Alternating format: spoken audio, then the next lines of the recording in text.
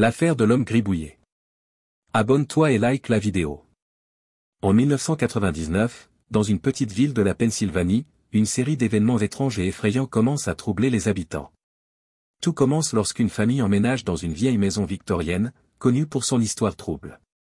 La maison, laissée vacante pendant des années, est censée être hantée, selon les rumeurs locales. Les choses prennent une tournure inquiétante dès le premier jour.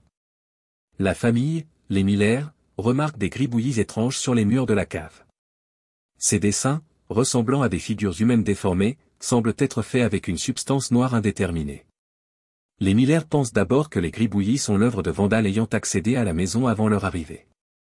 Au fil des jours, les gribouillis commencent à apparaître dans d'autres pièces de la maison, toujours la nuit, alors que tout le monde dort.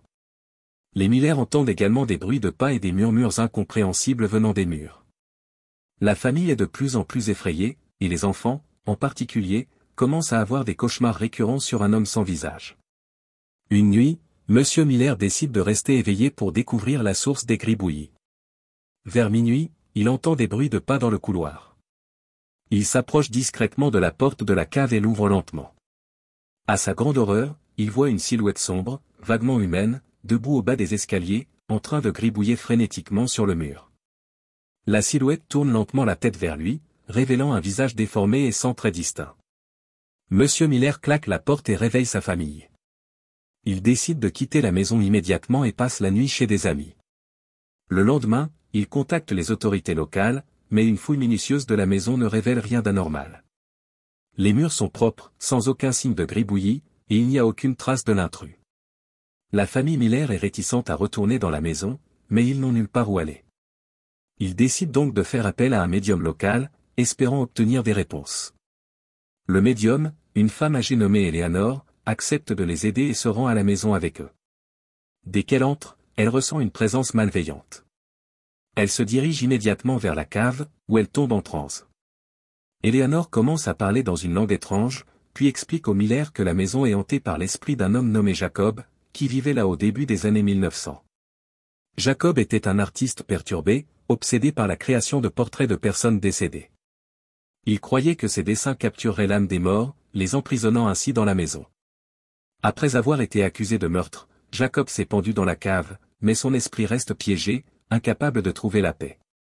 Eleanor conseille aux Miller de quitter la maison définitivement, car l'esprit de Jacob est trop puissant pour être apaisé par des moyens conventionnels. La famille, terrifiée et convaincue par les révélations d'Eleanor, déménage rapidement. La maison reste vacante pendant plusieurs années, les habitants locaux évitant soigneusement l'endroit. En 2007, la maison est achetée par un développeur immobilier, qui prévoit de la démolir pour construire des appartements. Avant que les travaux ne commencent, les ouvriers découvrent une pièce secrète derrière un mur de la cave. À l'intérieur, ils trouvent des centaines de dessins de visages horrifiés, tous signés Jacob. Les dessins semblent avoir été réalisés avec du sang séché, et l'air de la pièce est oppressant et glacial.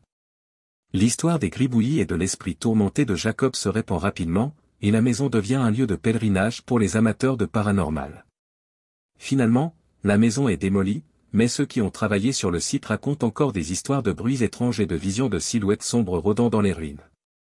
La légende de l'homme gribouillé persiste dans la mémoire collective de la ville, un rappel que certains l'esprits ne trouvent jamais de repos, même après la mort.